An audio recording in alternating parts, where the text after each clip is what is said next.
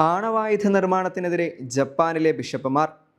ആണവായുധങ്ങൾ വികസിപ്പിക്കുന്നതിനും ഉപയോഗിക്കുന്നതിനും എതിരെ ജപ്പാനിലെ കത്തോലിക്ക ബിഷപ്പുമാർ ആശങ്ക പ്രകടിപ്പിച്ച് രംഗത്ത്.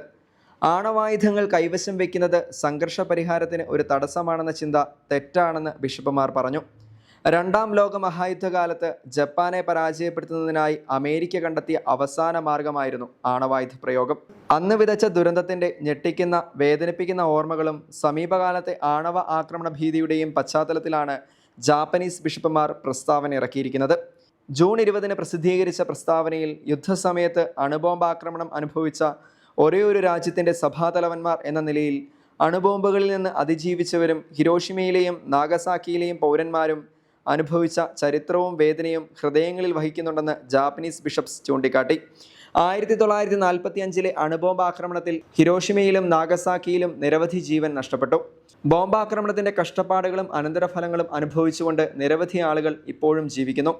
ഈ ദുരന്തം ഇനിയും ആവർത്തിക്കരുതെന്ന് മെത്രാന്മാർ അഭ്യർത്ഥിച്ചു.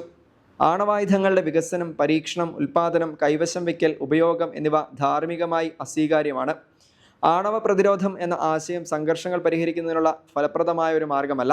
കൂടാതെ ലോകത്തെ സുരക്ഷാ പ്രതിസന്ധിയിലേക്ക് തള്ളിവിടുകയും ചെയ്യുന്നു. യഥാർത്ഥത്തിൽ അത് ആണവ യുദ്ധത്തിൻ്റെ വക്കിലെത്തിക്കുന്നു. ഇത്തരത്തിലുള്ള ചിന്ത നമുക്ക് സഹിക്കാൻ കഴിയുന്നതിന് അപ്പുറമാണെന്ന് ബിഷപ്പുമാർ ചൂണ്ടിക്കാട്ടി. ആണവായുധങ്ങളില്ലാതെ ലോകത്തിന് സമാധാനം തിരഞ്ഞെടുക്കാൻ കഴിയണമെന്നും ജാപ്പനീസ് ബിഷപ്പുമാർ പറഞ്ഞു. നമുക്കറിയാം, ലോകത്ത് ആദ്യമായി അണുബോംബ് വർഷിക്കപ്പെട്ട രാജ്യമാണ് ജപ്പാൻ. 1945 ഓഗസ്റ്റ് 6 രാവിലെ 8:15 ജപ്പാനിലെ ഹിരോഷിമയിലാണ് ആദ്യമായി മനുഷ്യർക്ക് നേരെ ആറ്റം ബോംബ് ആക്രമണം നടന്നത്. രണ്ടാം ലോക മഹായുദ്ധകാലത്ത് ജപ്പാനെ പരാജയപ്പെടുത്തുന്നതിനായി അമേരിക്ക കണ്ടെത്തിയ അവസാന മാർഗമായിരുന്നു ആണവായുധ പ്രയോഗം. സൂര്യന് തുല്യം ഉയർന്നു പൊങ്ങിയ തീജ്വാലകൾ ഹിരോഷിമ നഗരത്തെ ചാമ്പലാക്കി. 1000 അടി ഉയരം വരെ പൊടിപടലങ്ങൾ ചുഴറ്റിയടിച്ചു. ഹിരോഷിമ നഗരത്തെ ഏതാണ്ട് പൂർണ്ണമായും നശിപ്പിച്ച സ്ഫോടനത്തിൽ 1.5 ലക്ഷത്തിനടുത്ത് ആളുകളാണ് ദാരുണമായി കൊല്ലപ്പെട്ടത്.